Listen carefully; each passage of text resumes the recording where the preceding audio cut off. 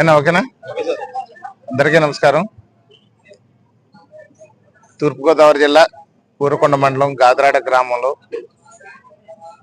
2015 జనవరి 26న 84 దేవతామూర్తుల్ని ఇక్కడ ప్రతిష్ఠించడం జరిగింది.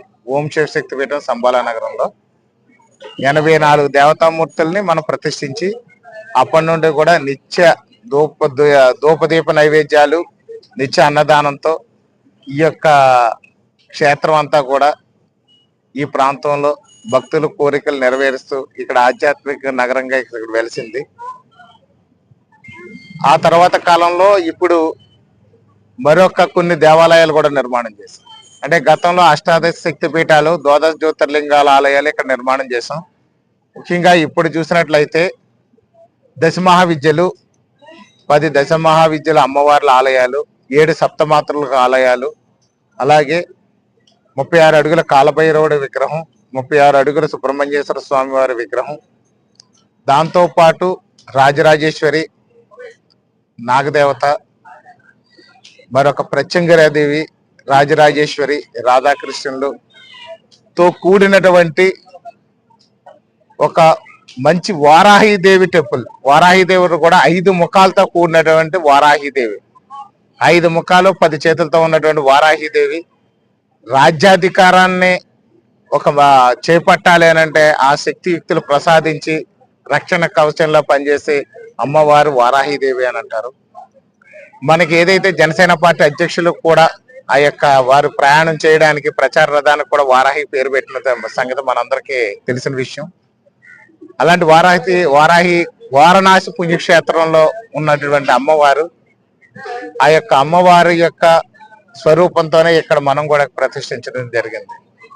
అదే విధంగా సదాశివమూర్తి, చండికాదేవి, మహాకాళి, మహాలక్ష్మి, మహాసరస్వతి అనే దానికి ఒక అమ్మవారైనటువంటి ఏకైక అమ్మవారు చండికాదేవి అని అంటారు. ఆ చండికాదేవి అమ్మవారిని కూడా ప్రతిష్ఠిస్తున్నాం.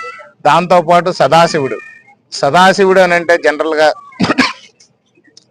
ఆయన 25 తలలతో ఉంటారు. కింద మొదటి వరుస తలలు వచ్చి 9 తలలు ఉంటాయి. నవగ్రహాలు కూడా ఆధీనంలో ఉన్నాయి అని చెప్పడానికి 9 తలలు ఉంటాయి. తర్వాత 5 తలలు ఉంటాయి, అవి పంచిభూతాలకు నిదర్శనంగా. మూడో వరుసలో వచ్చేసి 3 ముఖాలు ఉంటాయి, బ్రహ్మ విష్ణు స్వరూపమైనటువంటి నేను అని చెప్పి. పైన ఒకటి ఉంటుంది.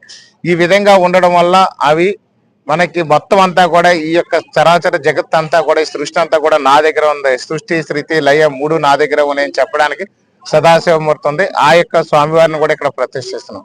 మూడోది, రాజ్యాధికారం రావాలి అని అంటే, రాజ్యాధికారం రావాలన్నా, రాజపూజ్యం రావాలన్నా రాజ్యశ్యామల అమ్మవారి యొక్క పరిపూర్ణ అనుగ్రహం ఎవరికైనా సరే అవసరం ఉంటుంది.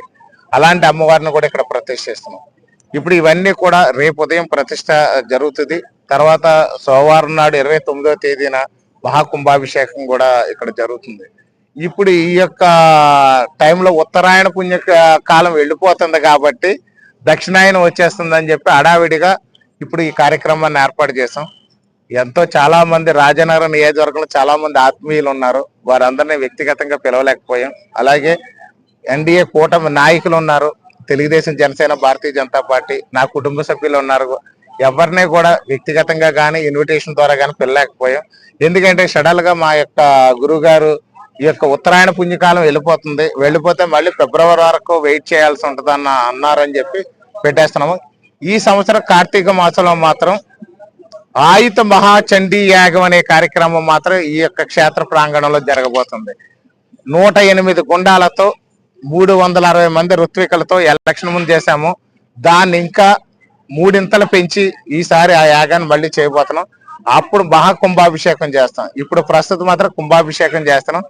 ఇక్కడ హడావిడిగా మాకు ఇప్పుడు అవసరమైంది కాబట్టి, ఉత్తరాయణ పుణ్యకాలం పోతుంది కాబట్టి మేము ఈ యొక్క ముఖ్యమైనటువంటి ఇంట్లో సభ్యులతోనే, పిలవకుండా వచ్చే సభ్యులతో మాత్రమే ఈ కార్యక్రమం చేస్తున్నాం. ఈ యొక్క కార్తీక మాసంలో మాత్రం రాష్ట్రం అంతా ఎమ్మెల్యేలు, ఎంపీలు, రాష్ట్ర మంత్రులు, ముఖ్యమంత్రి గారిని, ఉప ముఖ్యమంత్రి గారిని అందరినీ ప్రత్యేకించి ఆహ్వానించి, ప్రత్యేక నియోజకవర్గ ప్రజలను కూడా ప్రతి ఒక్కరిని కూడా ఇంటింటికి వెళ్ళి పిలిచి ఈ యొక్క మహాకుంభాభిషేకం, ఆయుత మహాచండీయాగం ఈ యొక్క కార్తీక మాసంలో చేస్తామని తెలియజేస్తున్నాం. Thank you. అవకాశం ఉన్న భక్తులు అందరూ కూడా రేపు అంటే శనివారం ఉదయం ఇక్కడ విగ్రహ ప్రతిష్ట కార్యక్రమం జరుగుతుంది, అందరూ పాల్గొనండి.